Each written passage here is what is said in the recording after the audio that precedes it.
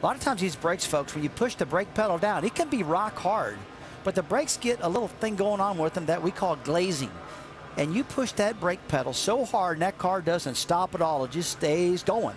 There's another way it can happen. You can push that brake pedal, it'll go all the way to the floor, and it won't stop that way either. Yeah. A lot of these guys have good pedals, but just won't stop. I'm curious about something. If there's a Boris Said crew member over by that fence on the right, because he just fired up the car, pulled it out of line, over to the fence as you look at it on the right side of the screen, and I wonder if there was a team member over there looking at something or if he was just messing with the fans, because with Boris that's definitely a possibility. You never know with Boris. You know, they're backing that quarter panel closer. Maybe they're trying to get some gas in it. Yeah, maybe he sent one of those fans over to get him a cup full of fuel put in. I just figured it out. Giving him some water. Oh, water. Water and shade. Oh, yeah, shade.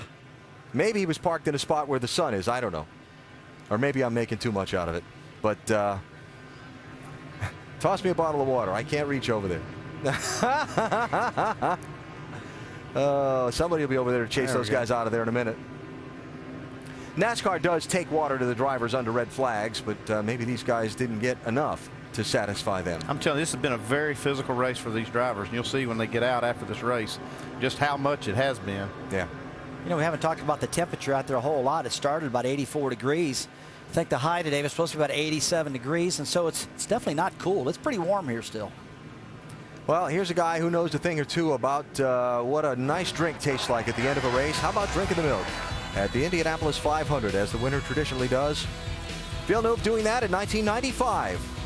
Also won a championship in the now defunct kart series, the Formula One World Champion in 1997.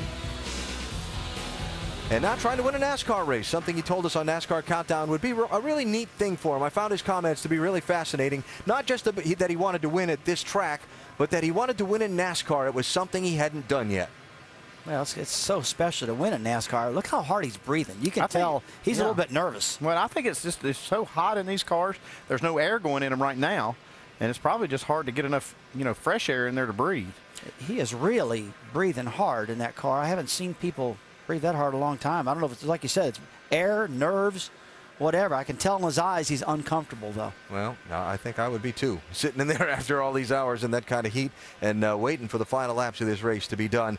As we discussed earlier today, at the very beginning of our coverage from here in Montreal, Jacques Villeneuve's thoughts on not just winning at this racetrack, but winning at the place named for his father were somewhat equaled by his thoughts of winning in NASCAR. I don't really think about the fact that the track is named after my father. The memories I have, the first one I have is when my dad won his first F1 race, which was in '78, and it was freezing cold, so after on the podium he was wearing a winter coat. Winning in Montreal would be great, but also winning in NASCAR, because it is completely different than anything I've done before. The first Canadian to winning the Indianapolis 500. In '97, when I won the championship, I crashed on the second lap, so that was frustrating. There was a wall painted, "Welcome to Quebec," and that's exactly where I crashed. It's great to race in the hometown. The fans here just love racing, whatever form it is in.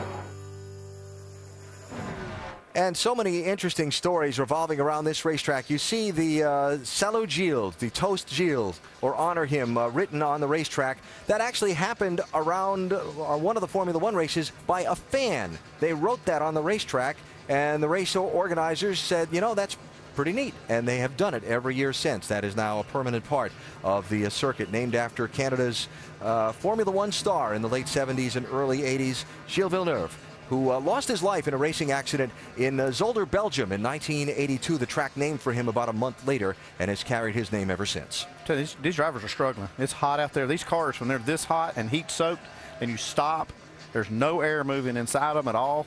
It's really tough on them. Yeah. Well, hopefully they get the cleanup done and get this thing going soon. Get some air moving into those cars, and these guys can find a way to cool down and regroup for these final couple of laps. Man, this guy right here, Max Pappas, he wants it bad. He's got a great car, this Kevin Harvick car. He knows it. He is so close right now. Another guy wants a win in NASCAR. He's won all kinds of things all around the world. and wants to win in NASCAR. See, that's the what key, he right? craves. Alan, that is the key, what you just said. In NASCAR, these guys haven't won in this series.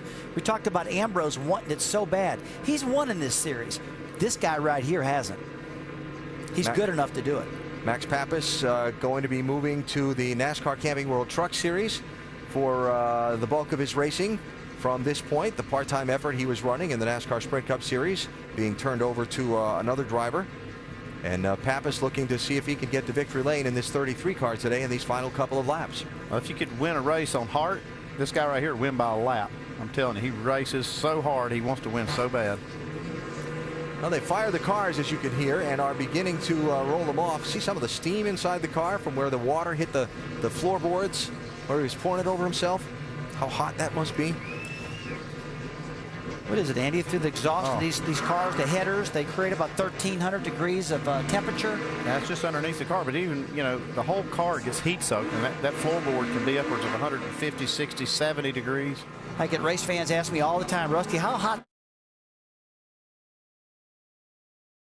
floorboard? And you'll get about 170 degree air radiating up into your body.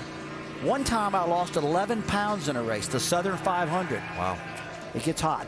Wonder how many of us can imagine what it'd be like to sit in that in those kind of temperatures, wrapped up in those kind of clothing. I was sweating just being down on the grid in a suit and tie for the pre-race show today, let alone being inside that race car. Well, the field is rolling again under the yellow flag. We'll see if anybody comes to pit road here. We'll see if Robbie Gordon comes to pit road after a 13-minute red flag for the cleanup of the oil dumped from Jason Leffler's car after the scrum from the last restart.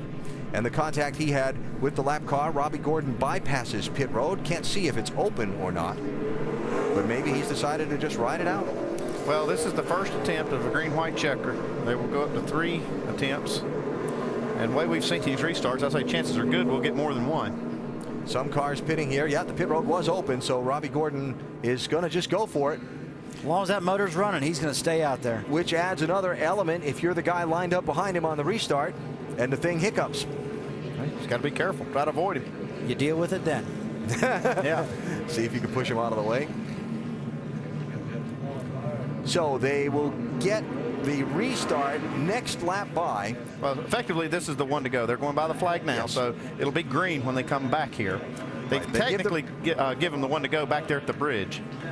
They give the restart signal at a couple different places on this big racetrack, but they essentially will go green next time by. And if you're new to NASCAR, the rules for these green-white checker finishes, in order to give the fans the opportunity to see the race finish under green instead of under the yellow, which they desire, if the race reaches its scheduled conclusion and it's under the yellow flag, NASCAR will make up to 3 attempts at a green-white checker finish. When they come by next time, they'll wave the green. They'll come back around, make a lap, wave the white, make another lap and wave the checkered. If there's a caution somewhere before the white flag is shown to the leader, then they'll do it all again. But once the leader's taken the white flag, if the yellow comes out, then between then and when the leader takes the checkered flag, that's it. The field is frozen, the race is over. I'll tell you one thing, all that stuff you just said, I totally got it standing here, but when I was in those cars driving it, I was totally confused. I'd say, tell me when the race is over. Yeah.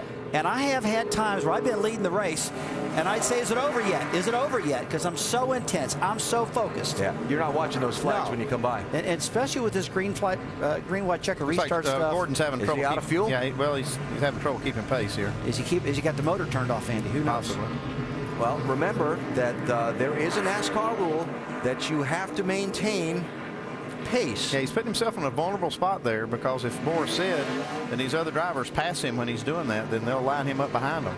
Now, NASCAR understands these guys running and shutting the engines off and so on under the caution flags to save fuel. They understand all that. But if the car hiccups and shuts off and it takes Robbie Gordon a second to get it refired and these other cars just go by him at the normal pace. Okay, now see here? See this? This could cause Robbie a problem. He's got to be careful. Yeah, he can't let that guy get in front of him. Pick it up a little bit. You got to pick it up a little bit. See, that's the NASCAR official in his pit telling the crew chief, Got to get up behind the pace car. who's telling Robbie.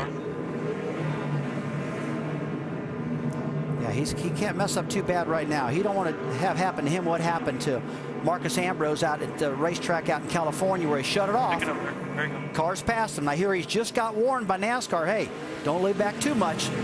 His crew chief's telling him. And remember, we're not on the white flag yet. Somebody could push him, but nobody's going to push him that's racing him for the win. I would think not. Yeah.